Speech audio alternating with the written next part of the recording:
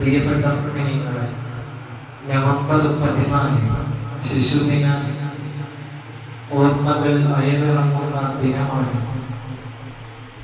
പണ്ഡിറ്റ് ജവഹർലാൽ നെഹ്റുജിയുടെ അദ്ദേഹത്തിന്റെ ഓർമ്മകൾ പെയ്തിറങ്ങുന്ന ആ മഹത്തായ ദിനത്തോട് ചേർക്കുമ്പോഴാണ് ശിശുദിനം പൂർണ്ണമാവുക എന്ന് നമുക്കെല്ലാവർക്കും അറിയാം.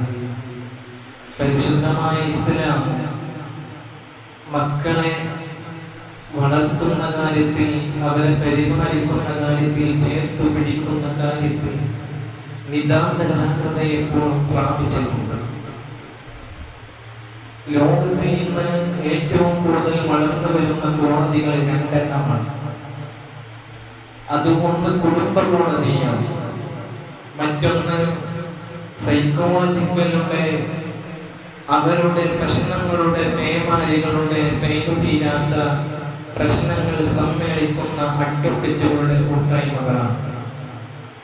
ഈ രണ്ട് കോടതികളുമാണ് ലോകത്ത് ഇന്ന് ഏറ്റവും കൂടുതൽ അധികരിക്കുന്നത്.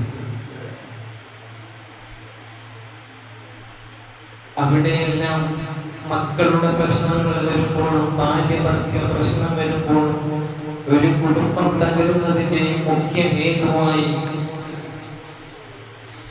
ഇവരെല്ലാം കണ്ടുപിടിക്കുന്നത് അവിടെ സ്നേഹത്തിന്റെയും വളർത്തു ദോഷത്തിന്റെയും അവരെ ചേർത്ത് പിടിക്കലിന്റെയും കുറവുകളാണ് എന്ന് ആധുനിക സൈക്കോളജിക്കലുടെ സംഘടനകൾ വളരെ ഉത്തരവാദിത്വത്തോടെ റിപ്പോർട്ടുകൾ സമർപ്പിക്കുന്നു.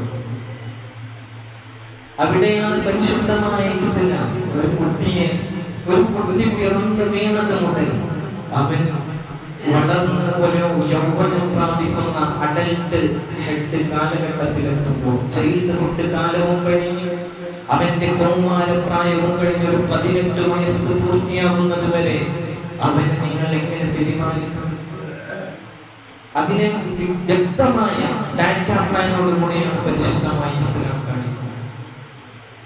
ഒരിക്കൽ മഹാനായ പ്രവാചകൻ സല്ലല്ലാഹു അലൈഹി വസല്ലം തങ്ങൾ ഒരു കൊച്ചു കുട്ടിയെ പോയി ചുംബിക്കുന്നത് കണ്ടപ്പോൾ അപ്പുറത്ത് നിന്നൊരു സഹാബി പറഞ്ഞു, യാ റസൂലല്ലാഹ്, എനിക്ക് 10 കുട്ടികളുണ്ടായിട്ട് ഒരു കുട്ടിയെ പോലും ഞാൻ ഇതേവരെ ചുംബിച്ചിട്ടില്ലല്ലോ.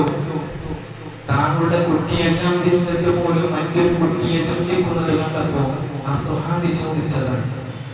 ഇസ്ലാം നൽകുന്ന അപ്പോൾ പ്രവാചകൻ പറഞ്ഞ മറുപടിയോട്, സ്നേഹിക്കുന്നവർ, കരുണ ചെയ്യുന്നവർക്കാണ് കരുണ ചെയ്യുമ്പോഴേ നമ്മൾക്കും കരുണ ചെയ്യും. ഈ കുട്ടിയോട് നമ്മൾ ഇങ്ങനെ കാണിച്ചു കൊടുക്കുമ്പോൾ വളർന്നു വരുന്ന പിഞ്ചുമാനങ്ങളോട് സ്നേഹത്തിന്റെയും കരുണയുടെയും ചേർത്തു പിടിക്കലിന്റെയും നല്ല രാവുകൾ സമ്മേളിക്കുമ്പോഴാണ് ആ കുട്ടികളുടെ പ്രായത്തിന്റെ പക്വതയിലെത്തുമ്പോൾ തിരിച്ച് മാതാപിതാക്കളെയും സ്നേഹിക്കുക എന്ന് പ്രവാചകൻ സല്ലല്ലാഹു അലൈഹി വസല്ലം അവിടെ പഠിപ്പിച്ചു കൊടുക്കുക. അതുകൊണ്ട് തന്നെ ഒരു പേരിടുമ്പോൾ കൂടി ആ പേരിടുന്നതിൽ ഒരു വലിയ അർത്ഥവത്തായ മൂല്യമുണ്ട് എന്നുള്ളതാണ്. ഇന്ന് ഏറ്റവും കൂടുതൽ ഉസ്താദുമാരായാലും പണ്ഡിതന്മാരായാലും പ്രതിസന്ധി നേരിടുന്നത് പേര് പറയുമ്പോഴാണ്. ഒരു പക്ഷേ ഡിക്ഷണറിയിൽ ഉണ്ടാവുകയില്ല, ആധുനിക മോഡേൺ അറബിയിൽ കാണാത്ത വ്യത്യസ്ത ഗ്രീക്കും അറബിയും ഏതെങ്കിലും വിധേന ഒരു പേര് അത് രസമാണെന്ന് തോന്നുമ്പോൾ അത് നമ്മുടെ മക്കൾക്ക് പറ്റുമെന്ന ചിന്ത. ഫാത്തിമയോളം ഏറ്റവും അഫ്ളലായ പേരെന്നാൽ അഫ്ളലുൽ അസ്മാഇ ഇൻദല്ലാഹി അബ്ദുല്ലാഹ്, അബ്ദുല്ലാഹുള്ള പേരിന് മോനെ എന്ന് അല്ലാഹു പറയുന്നുണ്ട്. അങ്ങനെ തന്നെയാണ് നബി തങ്ങൾ അവിടേക്ക് ഏറ്റവും ഇഷ്ടപ്പെട്ട പ്രവാചകനാണ് മുഹമ്മദ് മുസ്തഫ സല്ലല്ലാഹു അലൈഹി വസല്ലം തങ്ങളെ ഖുർആൻ അഭിസംബോധന ചെയ്യുന്നത് തന്നെയല്ലേ. സുബ്ഹാനല്ലദി അസ്റാ ബി അബ്ദിഹി ലൈലൻ മിനൽ മസ്ജിദിൽ ഹറാമി ഇലൽ മസ്ജിദിൽ അഖ്സല്ലദി, അവിടെ പ്രവാചകനെ വിശേഷിപ്പിച്ചത് അബ്ദുല്ലാഹ്, അല്ലാഹുവിന്റെ അടിമ, അല്ലാഹുവിന്റെ അടിമ. അതിലേറെ മഹത്വമുള്ള ഇസ്മ പേര് ഇല്ല എന്ന് പണ്ഡിതന്മാർ പറയുകയാണ്. അത് കഴിഞ്ഞ് മുഹമ്മദ് സല്ലല്ലാഹു അലൈഹി വസല്ലം തങ്ങളുടെ നാമങ്ങളാണ്. ഈ നാമം ചേർക്കുന്നതിൽ പോലും ബർക്കത്തുണ്ട്. മുഹമ്മദ് എന്ന പേരിടുമ്പോൾ നമ്മൾ നിയ്യത്ത് വെക്കണം, എന്റെ മകൻ മുഹമ്മദ് സല്ലല്ലാഹു അലൈഹി വസല്ലം എന്ന സ്വഭാവമുള്ള മനുഷ്യനാണ്. അവൻ വളർന്നു വരുമ്പോൾ മുഹമ്മദ് എന്ന പ്രവാചകനെ ലോകത്തോട് കാണിച്ചു കൊടുത്ത ആ മഹത്തായ സിദ്ധാന്തങ്ങൾ, ആ മഹത്തായ സ്വഭാവം എന്റെ മകനിൽ ഉണ്ടാകണമെന്ന് സമ്മതിക്കുമോ എന്ന് ഇവിടെ തേടുമ്പോൾ നമ്മളൊക്കെ നിയ്യത്ത് വെക്കണം. ഒരു മകൻ ഹൃദയം വിതുമ്പി ഈ പൊന്നുപ്പാക്ക് പൊറുക്കണേ എന്ന് പറയുന്ന അതിലേറെ വലിയ സന്ദർഭമില്ലെന്ന് മുഹമ്മദ് മുസ്തഫ സല്ലല്ലാഹു അലൈഹി വസല്ലം. ഒരു പൊന്നുമോൻ, ആ പൊന്നുമോൻ തന്റെ പിതാവ് മരണപ്പെട്ട് ചലനമേറ്റ് കിടക്കുമ്പോൾ ആ മയ്യിത്തിന്റെ മുന്നിൽ നിന്ന് അല്ലാഹുമ്മ ഗ്ഫിർ ലഹു വർഹംഹു വഅഫു അൻഹു എന്ന് പറയുമ്പോൾ എന്റെ പ്രിയപ്പെട്ട മുഅ്മിനീങ്ങളെ, അതിലേറെ വലിയ ആ പിതാവിന് ലഭിക്കാവുന്ന, ഈ ദുനിയാവിൽ നിന്ന് ലഭിക്കാവുന്ന സൗഭാഗ്യം മറ്റൊന്നുമില്ലെന്ന് അഷ്റഫുൽ ഖൽഖ് മുഹമ്മദ് മുസ്തഫ സല്ലല്ലാഹു അലൈഹി വസല്ലം. കാരണം ആ പൊന്നുമോൻ മനമൊരുക്കി പ്രാർത്ഥിക്കുമ്പോൾ ആ പ്രാർത്ഥന അല്ലാഹു തടയുകയില്ലെന്ന് മുഹമ്മദ് മുസ്തഫ. ഇതിനാണ് നമ്മൾ പറയുന്നത്, 10 ആൺകുട്ടികളെങ്കിലും ഒരാൺകുട്ടികളെങ്കിലും ഒറ്റ ആൺകുട്ടി സ്വാലിഹാണോ അവൻ പുണ്യവും ആഖിറവും വിജയിച്ചവനാണ്. വലതുന്റെ സ്വാലിഹുൻ യദഊലഹു. നമ്മൾക്ക് ഈ ദുനിയാവിൽ നിന്ന് മരണപ്പെട്ടു പോകുമ്പോൾ 3 കാര്യങ്ങളെ കൊണ്ടുപോകുകയും കുറെ ഖജനാവുകൾ ഉണ്ടായിരിക്കും, കുറെ മണിമാളികൾ ഉണ്ടായിരിക്കും, കുറെ മക്കളുണ്ടായിരിക്കാം. പക്ഷേ നമ്മൾ ഈ ദുനിയാവിൽ നിന്ന് കൊണ്ടുപോകുന്നത് വലതുന്റെ സ്വാലിഹുൻ യദഊലഹു. തന്റെ മക്കൾ ആത്മാർത്ഥമായി പ്രാർത്ഥിക്കുമ്പോൾ, കണ്ണീർ പ്രാർത്ഥന നടത്തുമ്പോൾ, ആ പ്രാർത്ഥന നമ്മൾ ആരാധനയില്ലാത്ത ഖബറിൽ ഏകനായി കിടക്കുമ്പോൾ നമ്മുടെ ഖബറിലേക്ക് എത്തുമെന്ന് മുഹമ്മദ് മുസ്തഫ സല്ലല്ലാഹു അലൈഹി വസല്ലം. അതുകൊണ്ട് പ്രിയപ്പെട്ട സഹോദരങ്ങളെ, മക്കൾ നന്നാവുക എന്നതാണ് ഏറ്റവും വലിയ സൂത്രം. എങ്ങനെ ജീവിച്ചു പോയാൽ എന്താ? ഒരു മകൻ അവനെ പ്രാർത്ഥിക്കാൻ രാത്രിയുടെ യാമങ്ങളിൽ എല്ലാവരും നിശബ്ദതയുടെ മൂടിലൂട്ടി കിടന്നുറങ്ങുമ്പോൾ ഈ പൊന്നുമോൻ ഖബറിടത്തിൽ പോയി വെള്ളിയാഴ്ചയുടെ ആ പുലരിയിൽ തന്റെ പിതാവിന് വേണ്ടി അല്ലാഹുമ്മ ഗ്ഫിർ ലഹു, എന്നെ ജന്മത്തിൽ നല്ല പോലെ നോക്കിയ പിതാവാണ് തമ്പുരാനെ, എന്റെ ഉപ്പാക്ക് നീ പുറത്തു കൊടുക്കണേ എന്ന് പറയുന്നതിനേക്കാൾ വലിയ വചനങ്ങളൊന്നുമില്ല. അങ്ങനെ തന്നെയാണ് ഇസ്ലാം കൽപ്പിക്കുന്നത്. അതുകൊണ്ടാണ് പറയുന്നത് ഒരു കുട്ടി എന്ന് പറയുന്നത് അത് അമാനത്താണ്. അല്ലാഹു നമുക്ക് ഏൽപ്പിച്ച ഒരു ഗ്ലാസ് സ്ഫടികം പോലെയുള്ള സമാനമാണ്. എന്താണ് ഗ്ലാസിന്റെ പ്രത്യേകത? ഒരു കുപ്പി ഗ്ലാസ്, ആ കുപ്പി ഗ്ലാസ്സിനെ നമുക്ക് 2 വിധേന ഉപയോഗിക്കാം. എങ്ങനെ? അതിൽ മദ്യവും ഒഴിക്കാം, പാലും ഒഴിക്കാം. അങ്ങനെ പാലൊഴിക്കുമ്പോഴാണ് നമ്മുടെ മക്കൾ, അഥവാ ഈ ലോകത്ത് ജനിച്ചു വീഴുന്ന ഏത് മക്കളും അവർക്ക് ശുദ്ധ പ്രകൃതിയിലാണ്. ഈ ലോകത്ത് ജനിച്ചു വീഴുന്ന ആരാകട്ടെ അവരൊക്കെ, കാരണം അവരൊക്കെ അല്ലാഹു ശുദ്ധ പ്രകൃതിയിലാണ്. പിന്നെ അവനെ മോശപ്പെടുത്തുന്നത് എന്ന് റസൂൽ സല്ലല്ലാഹു അലൈഹി വസല്ലം. അവരുടെ മാതാപിതാക്കളാണ് പിന്നെ അവരെ കൊണ്ടത്. നന്മയിലേക്ക് കൊണ്ടുപോകണോ തിന്മയിലേക്ക് കൊണ്ടുപോകണം? നന്മയിലേക്ക് തിരിക്കണമെങ്കിൽ അതിൻ്റെതായ വാതായനങ്ങളാ മക്കൾക്ക് മുന്നിൽ പിതാക്കന്മാർ മാതാക്കന്മാർ തുറന്നു വെച്ചിട്ടുണ്ടാവും. എന്നാൽ ആ കുട്ടി മോശമായാൽ അതിന്റെ ഉത്തരവാദിത്വം ആ മാതാപിതാക്കൾക്കാണ്.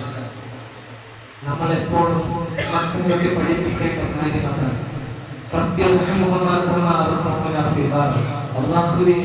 ഞങ്ങളുടെ മാതാപിതാക്കൾ ഞങ്ങൾ ജന്മത്തിനായിട്ട് ഞങ്ങൾക്ക് കരുണ ചെയ്തതുപോലെ തമ്പുരാനെ നീ ആ മാതാപിതാക്കൾക്ക് കരുണ ചെയ്യണേ എന്നുള്ള ദുആ പോലും നമ്മൾ പഠിപ്പിച്ചു കൊടുക്കുന്ന സന്നദ്ധരാണ് പ്രിയപ്പെട്ടവരെ.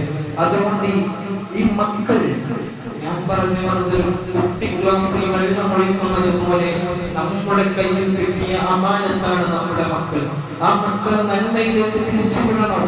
ആ നന്മയിലൂടെ വാതായങ്ങൾ മക്കൾക്ക് മുന്നിൽ തുറന്നു കൊടുക്കുകയും മഹാനായ ഇമാം ഗസാലി റഹ്മത്തുള്ളാഹി അലൈഹി ഒറ്റ സംഭവം ഞാൻ പറയാം. ആരായിരുന്നു ബഹുമാനപ്പെട്ട ഇമാം ഗസാലി റഹ്മത്തുള്ളാഹി അലൈഹി? ഇന്നും ലോകത്തെ പണ്ഡിതന്മാരൊക്കെ ഗവേഷണം നടത്തുന്ന അദ്ദേഹത്തിന്റെ ഫിഖ്ഹും തസവ്വുഫും അഖീദയും എല്ലാ മേഖലയിലും സമാന കഴിവുകൾ തെളിയിച്ച മഹാപണ്ഡിത ഗോപുരമായിരുന്നു ഇമാം ഹുജ്ജത്തുൽ ഇസ്ലാം ഗസാലി റഹ്മത്തുള്ളാഹി അലൈഹി. മഹാനായ ഗസാലി ഇമാം അദ്ദേഹത്തിന്റെ പിതാവ് കുട്ടി ചെറുപ്പത്തിലായിരിക്കുമ്പോൾ വാദിന്റെ സദസ്സ് അവിടെ പോയിട്ട് ആ വാദിങ്ങനെ നടക്കുമ്പോ ഈ പിതാവ് എവിടെ നിന്ന് ദുആ ചെയ്യും? അല്ലാഹുവേ, എനിക്ക് മുമ്പിൽ പുണ്യമാണ് ഈ കാണുന്ന ക്ലാസുകളെ പോലെ എന്റെ മോനെയും നീ ഉയർത്തണേ തമ്പുരാനെ എന്ന് ആ പിതാവ് കണ്ണീർ പ്രാർത്ഥന നടത്തുകയും അടുത്തൊരു ഫിഖ്ഹിന്റെ സദസ്സ് നടക്കും. വലിയ മസ്അല, നിസ്കാരം എങ്ങനെയാണ്, വുദു എങ്ങനെയാണ്, ഇങ്ങനെ വലിയ ക്ലാസുകൾ നടക്കുന്ന സദസ്സിൽ പോയി ഈ പിതാവ് ഇരിക്കുമ്പോ ക്ലാസ് കഴിഞ്ഞ് ഈ പിതാവ് മനമൊരുക്കി പ്രാർത്ഥിക്കുമത്രേ, അല്ലാഹുവേ, ഈ പണ്ഡിതനെ പോലെ എന്റെ മകനെയും നീ ആക്കണേ തമ്പുരാൻ. ഈ പണ്ഡിതനെയും നാളെ ഫിഖ്ഹ് പറഞ്ഞു കൊടുക്കുന്നു, ഒരു പണ്ഡിതനാക്കണേ തമ്പുരാനെ എന്ന് ആ പണ്ഡിതനെ ചൂണ്ടിയിട്ട് തന്റെ മകനും അങ്ങനെ ആകണമെന്ന് മഹാനായ ഗസാലി ഇമാം റഹ്മത്തുള്ളാഹി അലൈഹിയുടെ പിതാവ് ദുആ ചെയ്തിരുന്നു എന്ന് ആ പ്രാർത്ഥനകളുടെ കണ്ണീർ പ്രാർത്ഥനകളുടെ ഫലമായി ഇന്നും സഹസ്രാബ്ദങ്ങൾ കഴിഞ്ഞിട്ടും പണ്ഡിത ലോകത്ത് അങ്ങനെയൊരു തസവ്വുഫിന്റെയും ഫിഖ്ഹിന്റെയും അഖീദയുടെയും ലിസാനിന്റെയും ഏത് ഗവേഷണങ്ങളുടെയും പർദീസകൾ പരതി പോയാലും ആ പണ്ഡിതനെ കവച്ചു വയ്ക്കാൻ കഴിയുന്ന ഹുജ്ജത്തുൽ ഇസ്ലാം എന്നാണ് പണ്ഡിതന്മാർ വിശേഷിപ്പിച്ചത്. എന്താണ് ഹുജ്ജത്തുൽ ഇസ്ലാം? ഇസ്ലാമിനെ മുഴുവൻ വെളിച്ചമാണ്. ഇത്തരം അപൂർവ പണ്ഡിതന്മാരെ ലോകത്തുണ്ടായിട്ടുള്ളൂ. ഷാഫി ഇമാമിനെ പോലെ അല്ലെങ്കിൽ ഇവരൊക്കെ ഏതെങ്കിലും മേഖലയിലാണ്, ഒരുപക്ഷെ കർമ്മശാസ്ത്ര മേഖലയിലായിരിക്കും, അല്ലെങ്കിൽ തസവ്വുഫ് മേഖലയായിരിക്കും. ഇത് സകല മേഖലയും സമഞ്ജസം സമ്മേളിച്ച പണ്ഡിതനായിരുന്നു മഹാനായ ഹുജ്ജത്തുൽ ഇസ്ലാം ഇമാം ഗസാലി റഹ്മത്തുള്ളാഹി അലൈഹി. അതുകൊണ്ട് നമ്മൾ മനസ്സിലാക്കേണ്ടത് ആത്മാർത്ഥമായ പ്രാർത്ഥനയാണ്. നമ്മുടെ മക്കൾ നന്നാവാനുള്ള ഒന്നാമത്തെ ക്വാളിഫിക്കേഷൻ പ്രാർത്ഥനയാണ്. പിതാവിന്റെയും മാതാവിന്റെയും മനമൊരുക്കിയുള്ള പ്രാർത്ഥനയുണ്ടോ? നിങ്ങൾ ഭയപ്പെടേണ്ട. കാരണം അതിനേക്കാൾ വലിയ പ്രാർത്ഥന ആ പുണ്യമൊഴി ലഭിക്കാനില്ല ഈ ദുനിയാവിൽ നിന്നും. അത്രത്തോളം പിന്നെ ആരാധന സ്വന്തം മാതാവും പിതാവും കണ്ണീർ പ്രാർത്ഥന നടത്തുമ്പോൾ ആ ദുആക്ക് ഇജാബത്ത് ഉണ്ടാകുന്ന. രണ്ടാമത് മക്കൾ നന്നാകാനുള്ള മരുന്നായി പണ്ഡിതന്മാർ പറഞ്ഞത് നമ്മൾ സ്വയം നന്നാവുക എന്നുള്ളതാണ്. ഒരു പഴഞ്ചൊല്ലുണ്ട്, വടി വളഞ്ഞാൽ അതിന്റെ നിഴലും വളയും, വടി വളഞ്ഞാൽ അതിന്റെ നിഴലും വളയും. അപ്പോൾ വടി നേരെയായാൽ ആ നിഴലും നേരെയാവും. അതുകൊണ്ട് നമ്മുടെ മക്കളെ നമ്മൾ എങ്ങനെയാണോ അത് കണ്ടാണ് നമ്മുടെ മക്കൾ വളരും. ഒറ്റ സംഭവം ഞാൻ പറയാം. മഹാനായ ഷാഫി ഇമാം റഹ്മത്തുള്ളാഹി അലൈഹി 7ാം വയസ്സിൽ ഖുർആൻ മനഃപാഠമാക്കിയ പണ്ഡിതനാണ് മഹാനായ ഷാഫി ഇമാം റളിയല്ലാഹു. പിന്നീട് മദ്ഹബിന്റെ ഏറ്റവും വലിയ വക്താവായി മാറിയ ഷാഫി ഇമാം. നോക്കൂ നിങ്ങൾ, മഹാനായ ഷാഫി ഇമാം റളിയല്ലാഹു അൻഹു സ്വന്തം ഉമ്മ ഖുർആൻ പാരായണം ചെയ്യുന്നത് കേട്ട് ആ മടിത്തട്ടിയിരുന്ന ഹിഫ്ളാക്കിയ മനുഷ്യനാണ് ഷാഫി ഇമാം റഹ്മത്തുള്ളാഹി അലൈഹി. ഷാഫി ഇമാം തന്റെ ഉമ്മ ഓതുന്ന ഖുർആൻ പാരായണം കേട്ട് അത് ഹിഫ്ളാക്കി ഹാഫിളായ മനുഷ്യനാണ് മഹാനായ ഷാഫി ഇമാം എന്ന്. പിന്നീട് ലോകം ഒരു മദ്ഹബിന്റെ ഇമാമായി ലക്ഷക്കണക്കിന് ജനങ്ങളുടെ ആശയവും കേന്ദ്രവുമായി മാറിയ മഹാനായ ഷാഫി ഇമാം റഹ്മത്തുള്ളാഹി അലൈഹി. നിങ്ങൾ ഉമ്മയുടെ ഖുർആൻ പാരായണം കേട്ടാണ് ഹാഫിളായി. നമ്മുടെ മക്കൾ നമ്മളൊക്കെ ആലോചിക്കേണ്ട കാര്യമാണ്. നമ്മുടെ മക്കൾ ഉമ്മ സുബഹി ഉറങ്ങുമ്പോഴാണ്, ഒരു പക്ഷേ സുബഹി നിസ്കാരം കഴിഞ്ഞ് ഉറങ്ങുമ്പോഴാണ് നമ്മുടെ മക്കൾ രാവിലെ മദ്രസയിൽ ക്ലാസ്സിന് വരുന്നതെങ്കിൽ റോൾ മോഡൽ ആരാണുള്ളത്? പിതാക്കന്മാർ പണിക്ക് പോകും.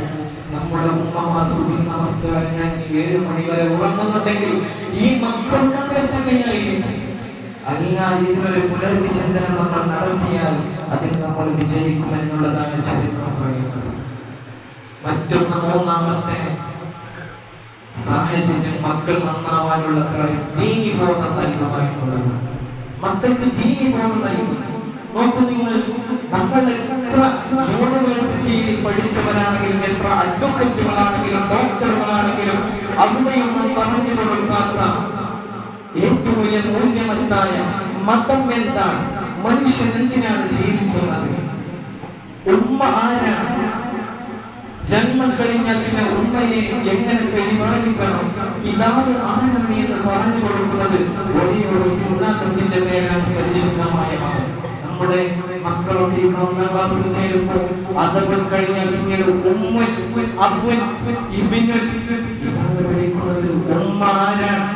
ഉമ്മാന്റെ മടിത്തട്ടിലാണ് പൊന്നുമോനെ നിന്റെ സ്വർഗം. ആ ഉമ്മാന്റെ കാലിൽ ചുവട്ടിൽ പോയി നിനക്ക് വല്ല പ്രയാസങ്ങളും സംഭവിച്ചാൽ മാഫ് ചെയ്യാൻ നീ കരഞ്ഞ് അപേക്ഷിക്കണമെന്ന് പറയണമെന്ന് പഠിപ്പിച്ച പരിശുദ്ധമായ മതമാണ് ഇസ്ലാം.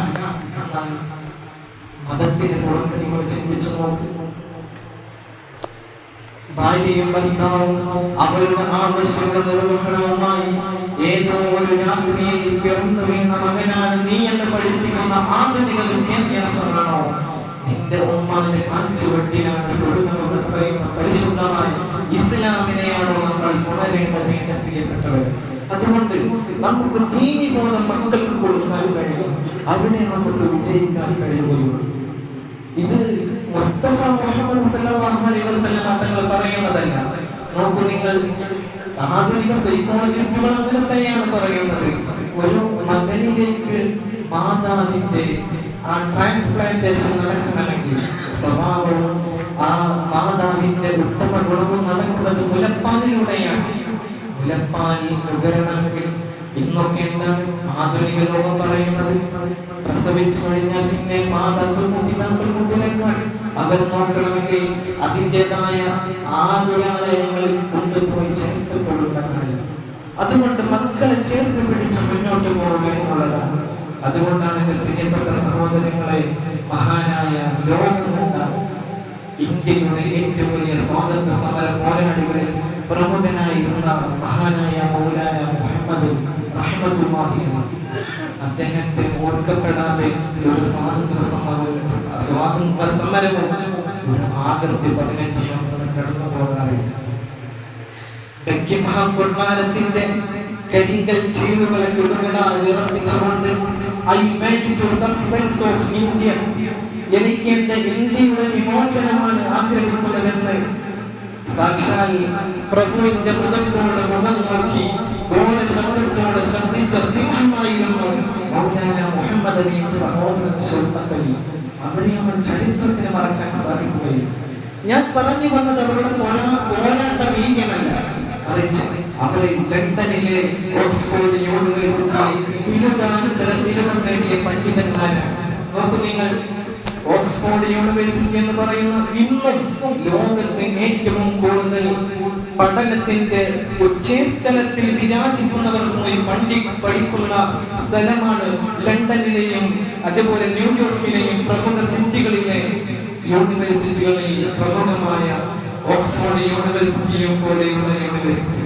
മഹാനായ മൗലാന മുഹമ്മദ് അലിയും സഹോദരൻ ഷൗക്കത്ത് അലിയും പഠനം കഴിഞ്ഞ് ഉമ്മാന്റെ മുന്നിൽ വരികയാണ്. മൗലാന മുഹമ്മദ് അലി കറുത്ത തൊപ്പി, നമുക്ക് ഫോട്ടോത്തിലൊക്കെ കാണാവുന്ന ആ കറുത്ത തൊപ്പി ധരിച്ച് ഒരു വലിയ ഭൗതികത്തിൽ ബിരുദാനന്തര ബിരുദം, എംഫിലും ഡിഗ്രി കഴിഞ്ഞ് PG ഉണ്ട്, PG കഴിഞ്ഞ് PhD ഉണ്ട്, PhD കഴിഞ്ഞാൽ ഇനി BEd ഉണ്ട്. ഈ മേഖലയെല്ലാം കീഴടക്കി എംഫിലും കരസ്ഥമാക്കി ഒരു പൊന്നുമോൻ വിദ്യാഭ്യാസത്തിന്റെ സർവ കേന്ദ്രവും കീഴടക്കി തന്റെ ഉമ്മയുടെ മുന്നിൽ വന്നു നിൽക്കുമ്പോൾ ആ തൊപ്പിയും നിസ്കാരത്തായും കണ്ടപ്പോൾ ആ ഉമ്മ ആത്മനിർവൃതിയോടെ മനസ്സിൽ നെഞ്ചകത്ത് കൈവച്ച് പറഞ്ഞു അത്രയും അൽഹംദുലില്ലാ അൽഹംദുലില്ലാ. എന്നിട്ട് ആ പൊന്നുമോൻ മൗലാന മുഹമ്മദ് അലി ആ ഉമ്മയോട് പറഞ്ഞ കാര്യമുണ്ട്, ഉമ്മ ഞാനാണ് അൽഹംദുലില്ലാ പറയേണ്ടത്. കാരണം ഞാൻ എത്രയോ സ്വാതന്ത്ര്യ സമരങ്ങളുടെ തിരക്കുകളിലായിരുന്നു. ഞാൻ ഈ ഇന്ത്യക്ക് വേണ്ടി പകലുമില്ലാതെ തീവ്ര പരിശ്രമത്തിന്റെ ഇടയിൽ പോലും ഉമ്മ നിങ്ങൾ ഇതേവരെ ഒരു തകച്ചു പോലും ഒഴിവാക്കാൻ സമ്മതിച്ചിട്ടില്ലല്ലോ. ഒരു ഫർദ് പോലും ഞാൻ ഇതേവരെ കളാക്കിയിട്ടില്ലല്ലോ ഉമ്മ എന്ന് ആ രാഷ്ട്രത്തിന് വേണ്ടി ത്യാഗോജ്ജലമായ ഓർമ്മകൾ സമ്മാനിച്ച് ഈ ലോകത്ത് നിന്ന് തന്നെ ഒരു വിപ്ലവത്തിന്റെ സുഗന്ധക്കാറ്റായി ആ സ്വർഗത്തിലേക്ക് പറന്നുപോയ മൗലാന മുഹമ്മദ് അലി തന്റെ ഉമ്മയുടെ മുന്നിൽ പൊടിക്കുന്ന ആത്മനിർവൃതിയുടെ ആ മഹത്തായ സന്ദേശമുണ്ട് പ്രിയപ്പെട്ടവരെ. ഒരു ഉമ്മയോട് പറഞ്ഞു കൊടുക്കുന്ന പിതാവിന്റെ ആ മകന്റെ ഏറ്റവും വലിയ ആ വാക്കുകൾ നമ്മുടെ മാതാപിതാക്കൾക്ക് കേൾക്കാൻ, തന്റെ മക്കളിൽ നിന്ന് കേൾക്കാൻ, എന്റെ പൊന്നുമോനിൽ നിന്ന് കേൾക്കാൻ എനിക്ക് സാധിക്കണോ എന്ന് പ്രിയപ്പെട്ടവര് നമുക്കൊന്ന് നെഞ്ചത്ത് കൈവച്ച് ആലോചിച്ച് നോക്കുന്നതാണ്. അതുകൊണ്ട് മക്കളെ പരിപാലിക്കുന്നത്, സംസ്കരിക്കുന്നത് വളരെ അർത്ഥമായി നമ്മൾ മനസ്സിലാക്കുക. ചെറിയൊരു ഉദാഹരണം പറയുന്ന നമ്മുടെ മദ്രസ ദീനിന് വേണ്ടിയല്ലാതെ ദീന് പഠിക്കുന്ന കാലഘട്ടം വന്നാൽ, മതത്തിന് വേണ്ടിയല്ലാതെ ദീനിനെ പഠിക്കുന്ന കാലഘട്ടം വന്നാൽ ആ മക്കൾ ഖിയാമത്ത് നാളിന്റെ അടയാളമായി മാറുന്ന മുഹമ്മദ് മുസ്തഫ. നമ്മുടെ മക്കൾ 1ാം ക്ലാസ്സിൽ ഏകദേശം 47ഓളം വിദ്യാർത്ഥികൾ. നമ്മുടെ ഒരു സ്വകാര്യ വിഷയമായതുകൊണ്ട് നമ്മുടെ മഹലിന്റെ പ്രധാന വേദിയാണ് ജുമുഅ. ആ സന്ദർഭത്തിൽ തന്നെ ഞാൻ പറയാം, നിങ്ങൾക്കൊരു 6ാം ക്ലാസ് 7ാം ക്ലാസ്സിൽ നമ്മുടെ 47-49 വിദ്യാർത്ഥികളുള്ളത് നമ്മുടെ മദ്രസയിലെ രജിസ്റ്റർ എടുത്ത് നോക്കുക. 49 വിദ്യാർത്ഥിനികൾ 1ാം ക്ലാസ്സിൽ പഠിക്കുന്നുണ്ടെങ്കിൽ 7ാം ക്ലാസ്സിൽ എത്തുമ്പോൾ കേവലം 15-16-17 കുട്ടികളായി ചുരുങ്ങാൻ ഇതിന് ആരാണ് കാരണക്കാരൻ? ഇതൊന്നും ചെറിയ വിഷയമല്ല സഹോദരങ്ങളെ.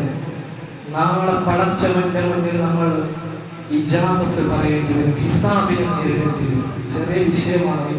ഈ മക്കൾ ഭൗതിക വിദ്യാഭ്യാസത്തിന്റെയും കേവലം എന്തെങ്കിലും തിരക്ക് ജോലിക്ക് പോകുന്ന വിദ്യാർത്ഥികൾ നമ്മുടെ മദ്രസയിൽ പഠിക്കുന്നു. ജോലിക്ക് പോകുന്ന, ഷോപ്പിൽ ജോലി ചെയ്യുന്ന മദ്രസ വിദ്യാർത്ഥികൾ നമ്മുടെ മദ്രസയിൽ പഠിക്കുന്നുണ്ട്. എങ്ങനെയാണ് നിങ്ങൾക്ക് ജോലിയുടെ കാര്യം പറഞ്ഞ മക്കളെ ഇതിനെ തിരിച്ചുവിടാൻ കഴിയും? ഡിഗ്രിക്ക് പഠിക്കുന്ന, മദ്രസ കഴിഞ്ഞും ദർസ വിദ്യാഭ്യാസം പഠിക്കുന്ന മക്കൾ നമ്മുടെ മദ്രസയിൽ പഠിക്കുന്നുണ്ട്. കഴിയും നമുക്ക്? എന്റെ മകൻ നിർത്തിയത്, എന്റെ മകൾ നിർത്തിയത് ട്യൂഷൻ കാരണമാണെന്ന് പൊന്നുപ്പ എങ്ങനെയാണ് നമുക്ക് പറയാൻ സാധിക്കുക? അതുകൊണ്ട് എന്റെ പ്രിയപ്പെട്ട മോഹിനികളെ, ഈ ദിവസം നമ്മൾ ഹൃദയം സംസാരിക്കണം. ഈ ശിശുദിനം അങ്ങനെയും കുറച്ച് ഓർമ്മകൾ സമ്പാദിക്കണം. എന്റെ മകൻ കേവലം 10ാം ക്ലാസ് കഴിഞ്ഞാൽ നിർത്താനുള്ളതല്ല. എന്റെ മകൻ +2 വരെയെങ്കിലും മിനിമം പഠിക്കുമെന്ന് ആത്മനിർവൃതിയാവേണ്ട കാര്യമാണ്. അതുകൊണ്ട് അവസാനമായി ജവഹർലാൽ നെഹ്റു ഇന്നത്തെ ദിവസത്തിന്റെ ഏറ്റവും വലിയ കോട്ടിംഗ് ആയി children are like birds in garden and should be carefully and loving nurtured. ഒരു കുട്ടി എന്ന് പറയുന്നത് ഒരു സ്റ്റുഡന്റ്, അവൻ പൂന്തോട്ടത്തിന് പുഷ്പത്തെ പോലെയാണ്. അതിന് നല്ല സുഗന്ധം ലഭിച്ചാൽ ആ പുഷ്പവും സുഗന്ധപൂരിതമാക്കുന്ന നല്ല ഭാവിയെ പ്രദാനം ചെയ്യുന്നത് പോലെ, അഥവാ മോശമായ പരിലാളനയാണോ ആ പൂന്തോട്ടത്തിലെ പുഷ്പത്തിന് ലഭിക്കുന്നത്, അതുപോലെ നമ്മുടെ മക്കളും അസ്ഥാനത്തായി മോശമായ സംസ്കാരത്തിലേക്ക് നടന്നു നീങ്ങുമെന്ന പണ്ഡിറ്റ് ജവഹർലാൽ നെഹ്റുജിയുടെ ആ മനോഹരമായ വാക്കുകൾ ഞാൻ നിങ്ങൾക്ക് മുന്നിൽ സമർപ്പിക്കുകയാണ്. അല്ലാഹു നമ്മുടെ മക്കളെ നന്നാക്കി